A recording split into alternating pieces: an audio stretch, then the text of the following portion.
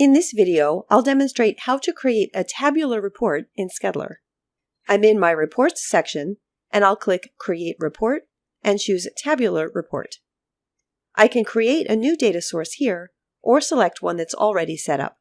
I'll choose Cabana, with the correct space and dashboard, use Dashboard Time Window, and save.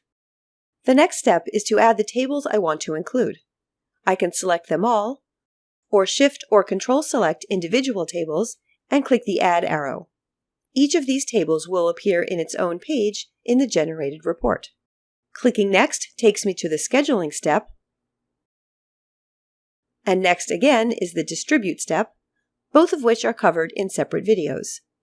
At any point during report creation, I can assign the report a name. I'll click Done, and the report is listed on the Reports page. To see what it looks like with current data, I'll click Generate Now, and once finished, I'll download the report. Each report page contains one of the tables I added to the report.